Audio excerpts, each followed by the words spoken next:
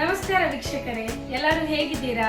ನಾನು ಸಾನ್ವಿ ಸಚಿನ್, ನಿಮ್ಗೆಲ್ರಿಗೂ the bogus ಚಾನೆಲ್ಗೆ ಸ್ವಾಗತ. ಇವತ್ತು ದೀಪಾವಳಿಗೆ ನಾನು ಫರಾಳ್ ಮಾಡ್ತಿದ್ದೇನೆ. ಹಳೆ ವಿಡಿಯೋದಲ್ಲಿ ಹೇಳಿದ್ದೇನೆ ನೋಡಿ, ಕರಂಜಿ ತಯಾರಾಗಿದೆ. ಈಗ ನಾನು ಇದು ಹುರಿದಂತ ಅವಲಕ್ಕಿ ಬರುತ್ತಲ್ಲ ನೋಡಿ, ಇದು ಹುರಿದಂತ ಅವಲಕ್ಕಿ ಇದೆ. ಇದರಿಂದ ನಾನೊಂದು ಚಿವಡ ಮಾಡಿ ತೋರಿಸ್ತೇನೆ, ಒಂದು ಸ್ಪೆಷಲ್ ಮಸಾಲಾನ ಹಾಕಿ. ಸೊ ಈಗ ವಿಡಿಯೋನ ಶುರು ಮಾಡುವ. ಅದಕ್ಕೂ ಮುಂಚೆ ನಿಮಗೆ ನಮ್ಮ ಎಲ್ಲ ವಿಡಿಯೋಸ್ಗಳು ಇಷ್ಟ ಆಗ್ತಾ ಇದ್ರೆ ಲೈಕ್, ಶೇರ್, ಕಮೆಂಟ್ ಮಾಡಿ ಹಾಗೂ ಚಾನೆಲ್ನ ಸಬ್ಸ್ಕ್ರೈಬ್ ಮಾಡೋದನ್ನು ಮರಿಬೇಡಿ. ಬನ್ನಿ ಈಗ ಚಿವಡ ಮಾಡೋಣ. ವೀಕ್ಷಕರೇ, ಈಗ ನಾನು ರೋಸ್ಟೆಡ್ ಪೋಹಾ ಚಿವಡ ಮಾಡಲಿಕ್ಕೆ ನನ್ನ ಹತ್ರ ಈ ರೋಸ್ಟ್ ಮಾಡಿದಂಥ ಪೋಹಾ ಅರ್ಧ kg ಪ್ಯಾಕೆಟ್ ಇದೆ. ಇದರಲ್ಲಿ ನಾನು ಅರ್ಧದಷ್ಟು ಅಂದರೆ 1/4 kg ಅಷ್ಟು ಮಾತ್ರ ಈಗ ಮಾಡ್ತಾ ಇದ್ದೇನೆ. ಆಮೇಲೆ ನೋಡಿ, ನನ್ನ ಹತ್ರ ಇಲ್ಲಿ ಆಲ್ರೆಡಿ ಹುರಿದಿಟ್ಟಂಥ ನೆಲಗಡಲೆ ಇದೆ. ಒಂದು 3 ಹಸಿಮೆಣಸಿನಕಾಯಿನ ನಾನು ಸಣ್ಣದಾಗಿ ಹೆಚ್ಚಿಟ್ಟಿದ್ದೇನೆ. ಹುರಿಗಡಲೆ ಇದೆ 1 ಕಪ್ನಷ್ಟು. ಆಮೇಲೆ ಇಲ್ಲಿ ಕರಿಬೇವಿನ ಎಲೆಗಳಿವೆ 1 ಕಪ್ಪು. ಇದು ಕೊಬ್ಬರಿನ ಈ ಥರ ಕಟ್ ಮಾಡಿ ಇಟ್ಕೊಂಡಿದ್ದೇನೆ. ಇಲ್ಲಿ ಸ್ವಲ್ಪ ಬೆಳ್ಳುಳ್ಳಿ ಹೆಸರುಗಳು ಇವೆ. ಇದು ಚಿವಡದ್ದು ಇನ್ಸ್ಟಂಟ್ ಮಸಾಲ ಇದೆ, ರಾಮ್ ಬಂಧು ಅವ್ರದ್ದು ಚಿವಡ ಮಸಾಲ ಇದೆ, ಅದನ್ನೇ ತಗೊಂಡಿದ್ದೇನೆ ನಾನು. ಇದು ಹಾಕಿದರೆ ನಮಗೆ ಉಪ್ಪು ಆಗಲಿ ಸಿಹಿ ಆಗಲಿ ಏನು ಹುಳಿ ಆಗಲಿ ಏನು ಸೇರಿಸ್ಬೇಕಂತಿಲ್ಲ, ಎಲ್ಲ ಇದರಲ್ಲೇ ಇರುತ್ತೆ. ಮತ್ತು ಇದರ ರುಚಿ ಕೂಡ ತುಂಬ ಚೆನ್ನಾಗಿರುತ್ತೆ. ಸೊ ಈಗ ನಾವು ಚಿವಡನ ಮಾಡುವ.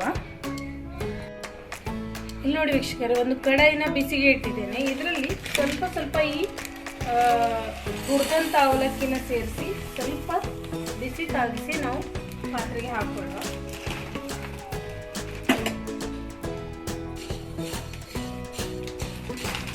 ಸ್ವಲ್ಪ ಈ ರೀತಿ ಮಾಡಿದರೆ ಇನ್ನೂ ಸಹ ಅದು ಗರಿಗರಿಯಾಗಿರ್ತದೆ ಮತ್ತು ಬೇಗ ಚಿವಡ ಮೆದುವಾಗುವುದಿಲ್ಲ.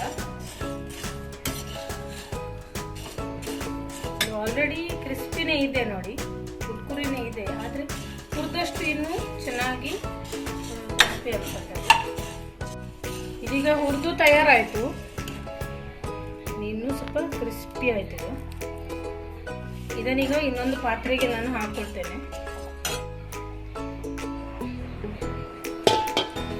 ದೊಡ್ಡ ಪಾತ್ರೆಯಲ್ಲಿ ಹಾಕ್ಕೊಳ್ತೇನೆ.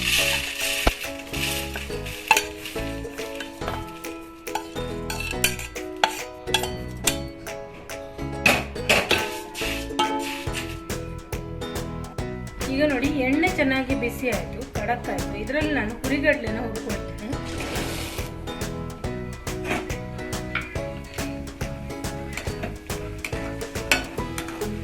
ಸ್ವಲ್ಪ ಈ ರೀತಿ ಅಂದರೆ ಸಾಕು, ಇನ್ನೂ ಸಹ ಕಡಕ್ಕಾಗಿ ಚೆನ್ನಾಗಿ ಅನಿಸ್ತದೆ.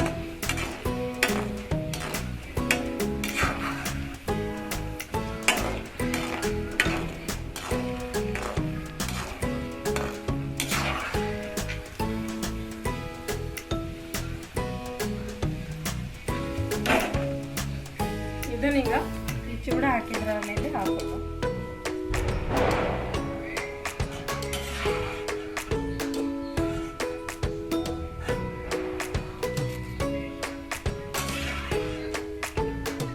ಈಗ ಇದರಲ್ಲಿ ನಾನು ಕೊಬ್ಬರಿನ ಹಾಕ್ತೀನಿ.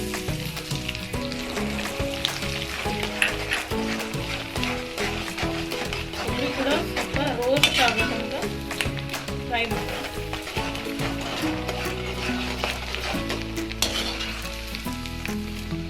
ತುಂಬ ಸುಲಭ ಚಿವಡ ಮಾಡಲಿಕ್ಕೆ ಮತ್ತು ತಿನ್ನಲಿಕ್ಕೆ ತುಂಬ ಮಜವಾಗಿರುತ್ತೆ.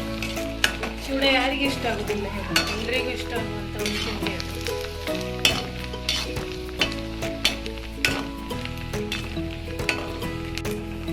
ವೀಕ್ಷಕರೇ, ಈ ದೀಪಾವಳಿಗೆ ನೀವು ಎಲ್ಲರೂ ಸಹ ಮನೆಯಲ್ಲೇ ಈ ರೀತಿ ಮಾಡಿ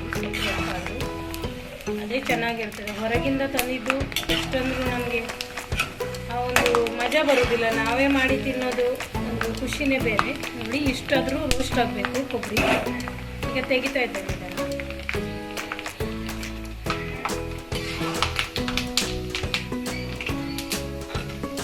ಕರಂಜಿ ರೆಸಿಪಿ ಕೂಡ ಹಾಕಿದ್ದೇನೆ, ಅದನ್ನು ಸ್ವಲ್ಪ ನೋಡಿಕೊಂಡು ಪದರ ಆದಂಥ ಕರಂಜಿನೇ ಹೇಗೆ ಮಾಡೋದು ಅಂತ ಸುಲಭವಾಗಿ ವಿವರಿಸಿದ್ದೇನೆ.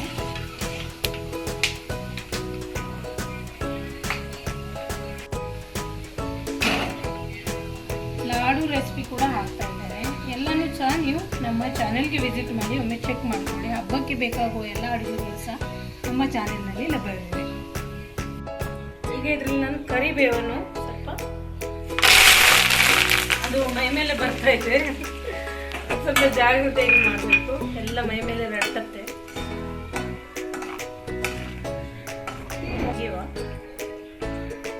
ಇದು ಕೂಡ ಕ್ರಿಸ್ಪಿಯಾಗಿ ಬರುತ್ತೆ. ಕರಿಬೇವು ಸಹ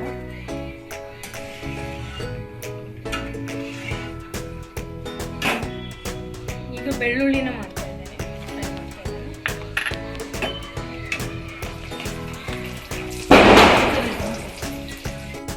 ಈಗ ಬೆಳ್ಳುಳ್ಳಿ ಕೂಡ ಫ್ರೈ ಮಾಡಿ ಆಯ್ತು, ಇದನ್ನು ಸಹ ಸೇರಿಸ್ತಾ ಇದ್ದೇನೆ. ಬೆಳ್ಳುಳ್ಳಿನ ಫ್ರೈ ಮಾಡಬೇಕಾದ್ರೆ ಜಜ್ಜಿ ಬಿಟ್ಟು ಆಮೇಲೆ ಹಾಕಿ, ಇಲ್ಲಾಂದ್ರೆ ಅದು ಮುಖಕ್ಕೆ ಸಿಡಿತದೆ. ನಾನು ಒಂದೆರಡು ಹಾಗೆ ಹಿಡಿಯಿತು, ಅದು ಸಿಡಿಯಿತು. ಸೊ ಈಗ ನೋಡಿ, ನಾನು ಈ ನೆಲಗಡಲೆನ ಮುಂಚಿತವಾಗಿ ಹುರಿದು ಇಟ್ಕೊಂಡಿದ್ದೆ ನಾನು. ಸೊ ಅದನ್ನು ಹಾಗೇನೆ ಸೇರಿಸ್ತಾ ಇದ್ದೇನೆ. ಇಲ್ಲಾಂದ್ರೆ ಇದನ್ನು ನೀವು ಹಸಿ ಇದ್ರೆ ಎಣ್ಣೆಯಲ್ಲಿ ಇದೇ ಥರ ಫ್ರೈ ಮಾಡಿ ಸೇರಿಸಬೇಕು.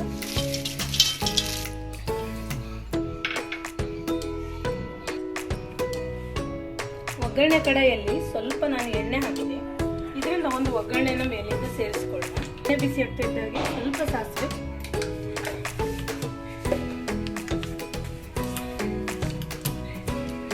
ಸ್ವಲ್ಪ ಜೀರಿಗೆ,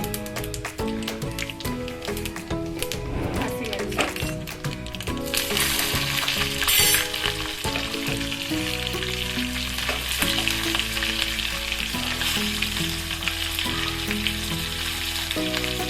ಚೆನ್ನಾಗಿ ರೋಸ್ಟ್ ಆಗಲಿ ಮೆಣಸು.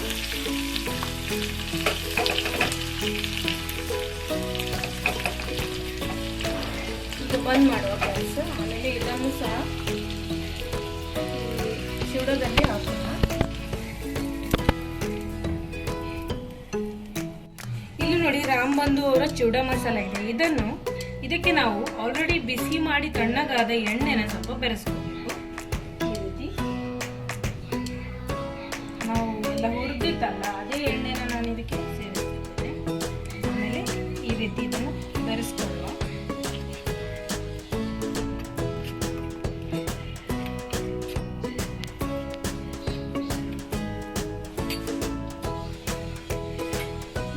ಬೇಕಾದ್ರೆ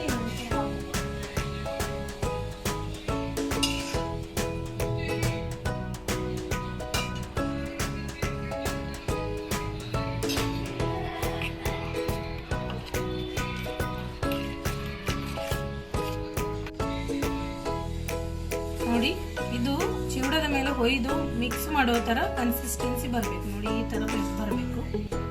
ಅಷ್ಟು ಎಣ್ಣೆನ ನಾನು ಇದರ ಜೊತೆ ಬೆರೆಸ್ಕೊಂಡೆ.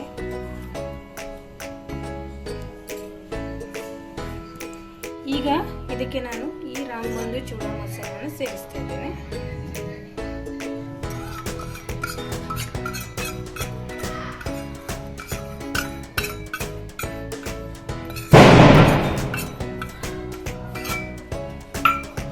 ಈಗ ಎಲ್ಲಾನು ಚೆನ್ನಾಗಿ ಬೆರೆಸ್ಕೊಂಡು ಇದನ್ನು ಈ ರೀತಿ ಚೆನ್ನಾಗಿ ಮಿಕ್ಸ್ ಮಾಡಬೇಕು. ಎಲ್ಲ ಕಡೆ ಮಸಾಲ ತಾಗುತ್ತೆ.